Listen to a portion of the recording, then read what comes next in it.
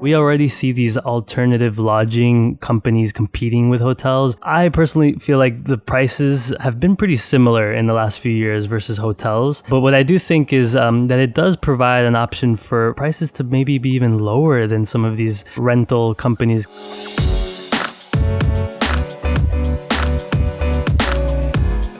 Hey gang, it's Thursday, October 21st. Zach, Oscar, and listeners, welcome to the Behind the Numbers Daily, an eMarketer podcast made possible by Newstar. I'm Marcus. Today I'm joined by one of our directors of forecasting. It's Oscar Orozco. Happy to be on, Marcus. Hey buddy, thanks for hanging out. We're also joined by Zach Goldner, one of our associate forecasting analysts. Thanks for having me. Hey chap, thank you for being here.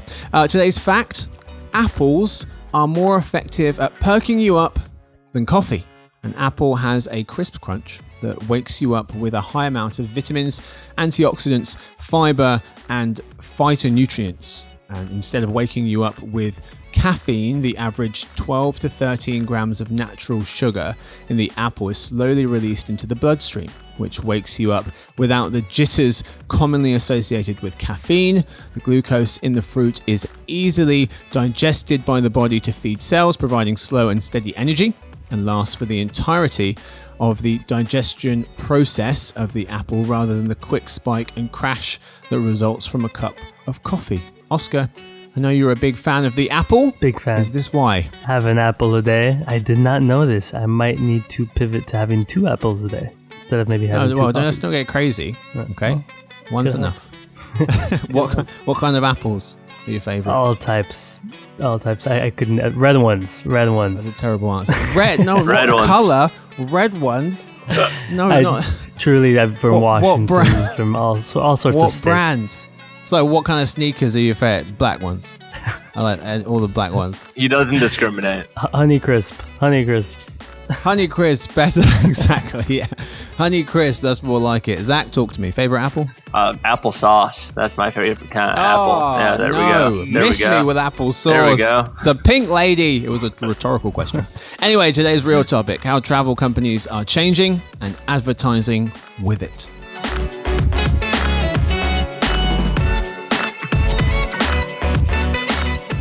So, gents, on our October 5th episode, we talked about where Americans are at with travel. As of the start of September, we noted that 47% of Americans were comfortable traveling or going on vacation, according to a civic science survey. Slightly more than were happy to go to the cinema or a public event, but way less than were happy shopping, working among colleagues, or eating out. Back on June 6th, 65% of folks were happy to travel. But then the Delta variant happened, bringing that figure down to 47%. So from 65 in June to 47 at the start of September. And as of the start of October, it had ticked back up a tiny bit to 50. So from 47 at the start of September to 50 at the start of October. But how has travel changed for folks, and particularly travel companies? What we're talking about here, we're talking a lot about how travel has changed for consumers, but in terms of how travel companies are changing their behavior because of consumers' behavioral changes. Well, 2 ways I've got for you here. One, COVID-19 led to an 80% drop in US passenger volume, 80, from 2019 to 2020, notes Cruise Lines International Association trade group. So as Adweek's Jason Notty notes, companies like Celebrity Cruises and the luxury cruise brand owned by Royal Caribbean have had to change things up to attract customers again. Celebrity Cruises paused operations in March 2020 for 15 months, opening on June 2021, and now it's undergoing a brand refresh that will see its ships transform into luxury lifestyle floating destinations with wellness spas, more lounges, and celebrity chef-helmed restaurants. So that's one example, cruises trying to get people back and changing up the experience. Another, British Airways, considering a new short haul subsidiary. They've kind of gone back and forth on this quite a bit over the last few months. Why? As analyst Alex Irving of Bernstein in London notes, there are still question marks over the extent of the recovery in business travel. The customer base longer term will have a higher percentage of leisure travelers than it used to, so it makes sense for British Airways. It makes sense for British Airways to try to work on shorter trips based on leisure travelers, not so much business. Gents, 2 examples here of how the cruise industry and the airline industry are trying to change things up. Any thoughts on these examples and others that are out there? I personally think the cruise industry needs to do a lot to be able to regain consumers' confidence in getting back on the boat. They've done a few measures so far and put up a lot of capital to change up these cruise lines, but they're also putting in policies in place. So I believe that all crew and guests over the age of 12 need to be vaccinated.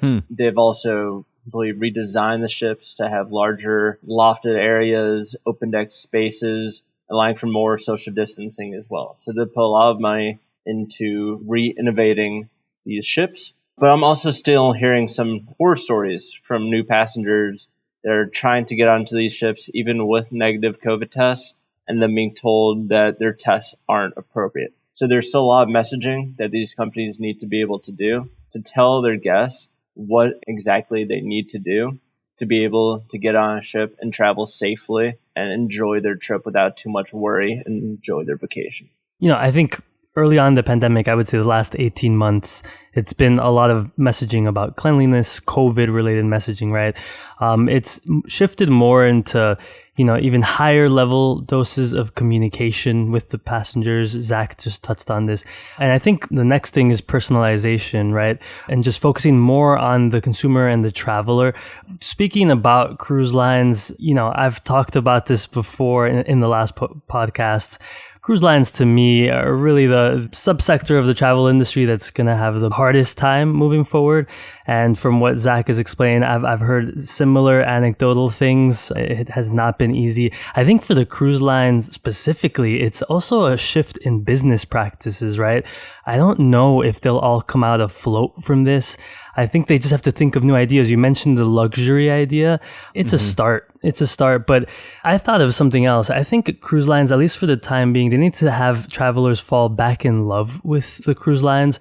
And maybe one idea would be to almost brand themselves as conduits to like a new specific location and focus more on that, less so on these, kind of what it's become, this massive city on the water. So just another idea, but it's a tricky time specifically for cruise lines. But we're seeing it for airlines and hotels too. Interesting. I think we have to take note of Oscar's afloat pun right there, by the way. I know, it's so good. Give a it was not massive missed. Shout out for that. You caught that. It was not missed. That was purposeful. Well played. Well played. Extra points. Very good. Yeah, no, I like that idea. The idea that, the trip itself, you can make that a hell of an experience, especially at a time when people don't want to get on planes. And, typically the traveling portion can be quite stressful as is. And so if you're able to make that an enjoyable experience, and it's more about the trip to the place for a day or two, and then you spend a long time, because typically, I've not been on a cruise, but typically what I understand, it hops from place to place and you get off the boat for like the day and you get back on, but you spend 60, 70, maybe more % of the time on the boat, maybe reversing that, Oscar, is what you're suggesting, perhaps 20, 30% on the boat. And then when you get to their place, you're staying for longer, which seems to be the case with a lot of travelers. People are staying in places for longer because the hassle of having to get everything planned, you don't want to have to do a quick trip where you spent, days and days planning it and you're only there for a few days. People want to spend longer in the place. So, Marcus, I know you mentioned how you want to have some numbers from our own end. Maybe as well also mention that passengers in the first half of this year have put down $2.4 billion in deposits. 40% of those are coming from credits from maybe canceled cruises from the year prior. So what this means is cruise lines need to be prepared for an influx of cruise passengers this year and moving into 2022. And there is a lot of shortage in the services industry, tourism and other areas. So cruise lines need to be able to have the correct amounts of labor and workers to be able to keep these hungry passengers ready and have a positive experience.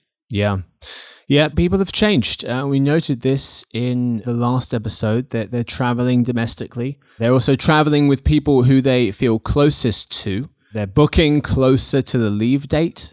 Peter Greenberg, CBS News travel editor, made a good point, noting people are having to focus more on the process of travel versus the destination itself. And also, according to a recent survey from vacation rental hospitality company Evolve, flexible cancellation and rebooking policies was by far and away the most important factor in folks' 2022 travel decisions. Cleanliness was way behind in second. Yeah, and that was my next thought, just the flexibility, which it was the messaging that was most focused on, 18 months ago at the start of everything. And that remains the key thing here. I talked about personalization, but flexibility. And as you mentioned, the process, the organizing everything together so the trip can be so you can get to your destination as quickly and as easily as possible is really the key here. And that's what needs to be facilitated. And this is not just for cruise lines. I mean, this is just for the travel industry in general. Yeah. Other things travel companies are thinking about. One, Chris Carman of the Wall Street Journal wrote a piece titled "Hotels Try Out Fees for Using the Pool and Checking in Early," saying that lodging companies are experimenting with a la carte pricing for services and amenities and cutting room rates in return. So instead of the hotel room costing $100, it costs $80. And then, but you don't get access to the pool. You don't get access to coffee and breakfast. You don't get access to an early check-in. You have to pay for all of those, access to the gym. You have to pay for all those extra things. So if you do want access to the pool and say the pool costs 10, the gym costs 10, and you want breakfast, that costs 10, well then total the customer spent $110. So they're still making more. But if you don't want any of that stuff, it's more attractive offering by reducing the rate down from $100 to something like $80. So that's one example, a la carte pricing. And another one, loyalty programs, an effective method for incentivizing engagement and could be a key to recapturing younger travelers, apparently, who have become less brand loyal since the pandemic. Folks, any thoughts on a la carte pricing and then also loyalty programs and how much that might help? Marcus, I think the a la carte pricing strategy is a great move for the hotel industry. When I'm checking myself, looking at different hotels and properties to stay at, most of the time, I want to get the cheapest price place possible.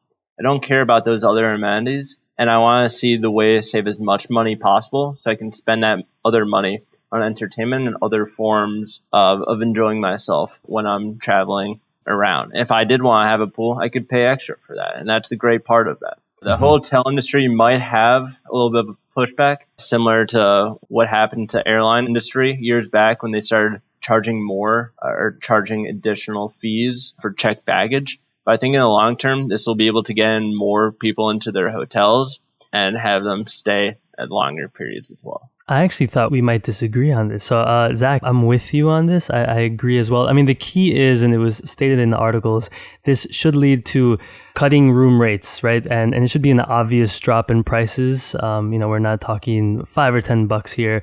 This actually came up in conversation with some of my friends recently. So it was interesting to see this come up for the podcast. But some of them were saying it's kind of like an upcharge. In some ways it is, but going back to the comparison with the airline industry and how they, the baggage fees was the main thing that this was compared to.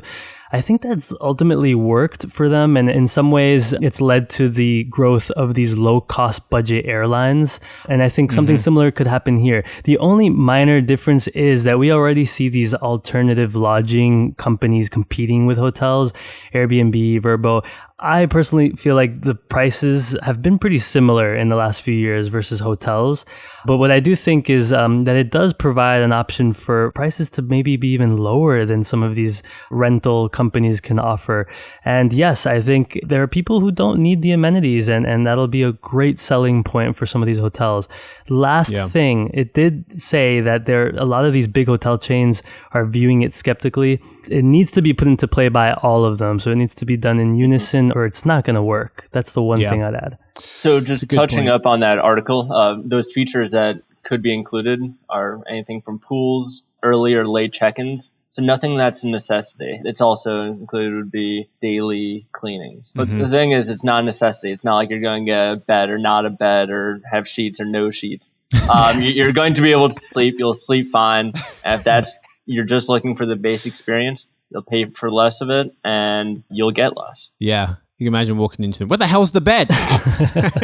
Oh, so that's extra. That's extra. So. It's like the low budget airlines. You get no food, but you'll travel for $40. Yep. Well, speaking of airlines, so Virgin Atlantic, one example, they split their economy seats into 3 different categories. So economy light, where you just basically get the seat and hand luggage, economy classic, where you get the seat and you get to check a bag. And then they've got Economy Delight, where you get the seat, you get to check a bag, and then you get things like extra legroom, priority boarding, things like that. And at first, there was a bit of a resistance to it, but it seemed like people did appreciate the fact that they could get a seat on a Virgin flight for a little bit less or a little bit more if you want to pay for that stuff. Loyalty programs, we talked about Airbnb. I think this was after we'd finished one of the recordings last week and like kind of questioning, why don't they have a loyalty program? Why aren't they offering people, if you spend X amount, you get a free stay somewhere, or you get a discount on something. So yeah, we expect to see that at some point. Let's finish, gents, by talking about ad spending.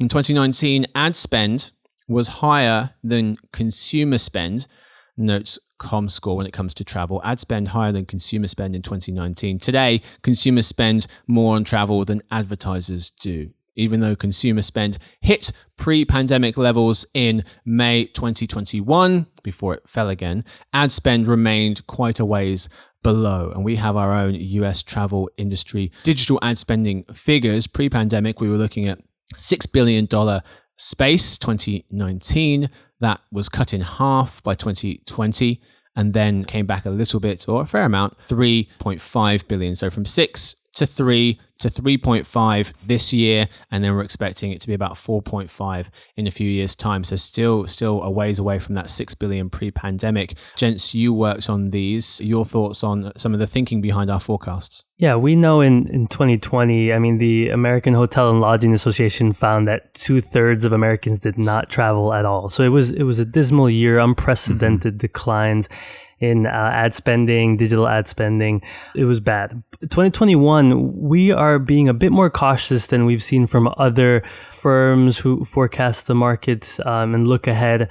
We believe that digital ad budgets will reach sort of 2018 levels by 2023. So it's definitely was not this year, and it won't be next year either.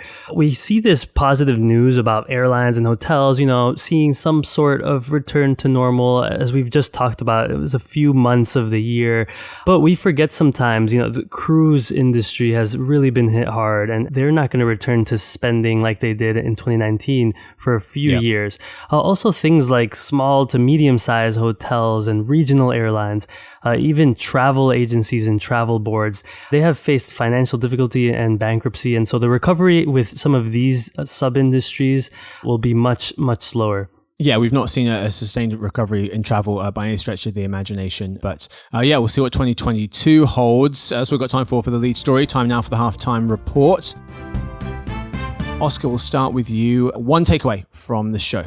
Yeah, for me, it's about travel messaging. Travelers are uncertain about travel restrictions, about the impact on local businesses and openings and closures. And so it really comes down to the businesses working together in their particular communities to facilitate this messaging.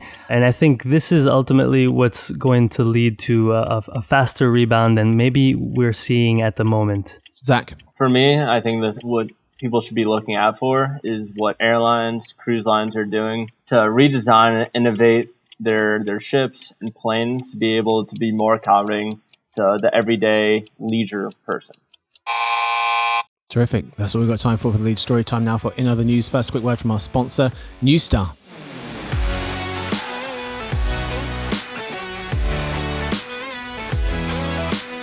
Are you prepared for marketing's next chapter?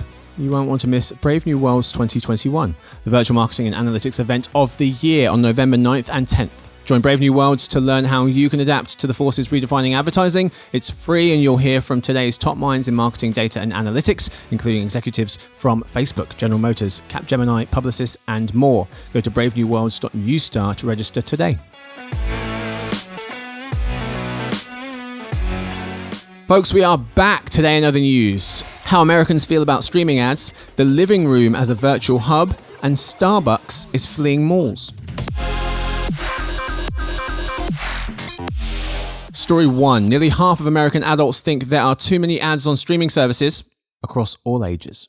7 out of 10 think streaming ads are repetitive, according to some new Morning Consult research. The survey also found advertisers can't win. 5 out of 10 people are bothered by irrelevant ads, but over 6 out of 10 find targeted ads to be invasive. Also, when it comes to newer, more interactive ad formats, most people prefer binge ads, 16%, that reward audiences with a commercial-free episode brought to them by a brand. And in second place were home screen ads in terms of people's favorite when it comes to newer, more interactive ad formats. Home screen ads, 12%.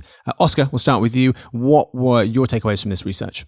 The article talked about the paradox, and I agree completely. People either think the ads are too invasive, but then they complain that they're not interesting enough. It's the common sort of complaint that we've been hearing for a long time.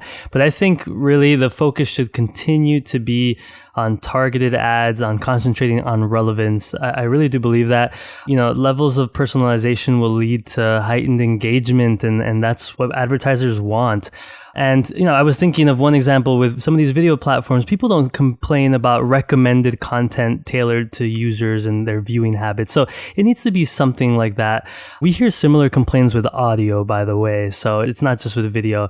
But advertisers need to work hard. Advertising is not meant to be easy. Zach? I think a key takeaway that I took from that article was the 4 biggest takeaways from that survey were the target ads are invasive, informative, creepy, and helpful. So similar to what Oscar said, it's hard for advertisers really to measure whether they should be doing these targeted ads or whether or not they're pushing away the viewer. So what advertisers are trying to do and what they're attempting to do is changing the format of their ads. They are giving off positive messages by either giving a reduced commercial or advertising experience on platforms like HBO Max or Hulu and sponsoring content so that they're not bombarded by all these ads, and in turn, they'll have a positive view of the company.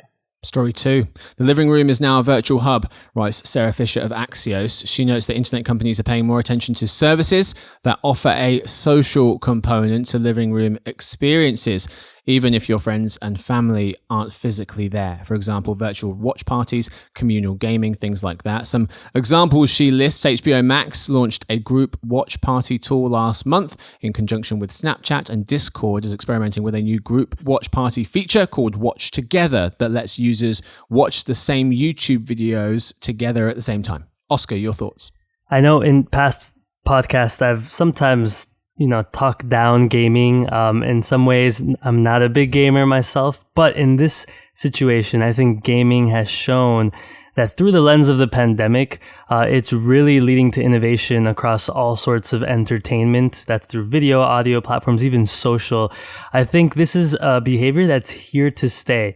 And it really is due to gaming. I think it works for both extroverts and introverts, but this behavior of having that ability to connect with people and having that option, adding that social media element to this is just going to take all of these entertainment platforms to another level. So I think this is something we'll continue to see next year and in the following years. Miss Fisher points out that the vast majority of streaming activity last year happened in the living room. Per Nielsen, an increase in viewing in the living room speaks to the growth of co-viewing as consumers came together during the pandemic. Story 3. Starbucks is fleeing malls to focus on drive-thrus and is not alone in making investments in more efficient, frictionless customer experiences, writes Insider Intelligence eMarketer briefing director Jeremy Goldman.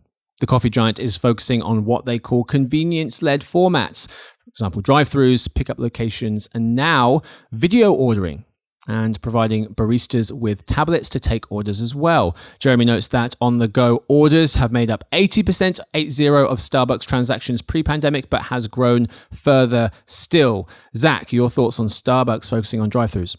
I think there's 2 major takeaways from this. First of all, the pandemic has been showing us that our time is valuable. We're not even doing our normal commutes into the city, and we want to spend as little time as possible at a restaurant or getting our coffee. And the second thing is not everyone's comfortable still going inside of a building. They would just prefer having a small interaction, grabbing a coffee, than sitting down talking to a barista. So it's 2 different things. One, us maximizing our time. And second of all, people wanting to limit their social interactions as well. We don't want to talk to people. Humans are the worst. 2 examples that Jeremy pointed to: Taco Bell's new dining experience called Taco Bell Defy, a 2-story building with a kitchen on the top floor, sends food down in the Bell-Elevator. Taco Bell-Elevator. It's terrible. That's what it's called. Okay, I'm not making up puns. To the 4 drive-thru lanes below, so it sends food down to those. And second example Jeremy points to is this summer Chipotle announced its digital order drive-thru pickup offering called Chipotlanes. That's a shame. Of the company's 200 new restaurants in 2021, 70% will have Chipotlanes. Chipotlanes. That's what we've got time for, thank goodness. Thank you so much to my guests. Thank you to Oscar. Thanks for having me, Marcus. Of course. Thank you to Zach. Great talking. Great chatting with you guys. Absolutely. And thank you to Victoria. She edits the show. Thanks to everyone listening. Make sure you check out our new retail by the numbers rebranded newsletter from eMarketer at Insider Intelligence, featuring a fresh look and more daily content. The newsletter will share insights, trends, and forecasts into retail, e-commerce, and the major players in the industry. You can sign up on the Insider Intelligence website. We'll see you guys tomorrow, hopefully, for the Behind the Numbers weekly listen, an eMarketer podcast made possible by Newstar.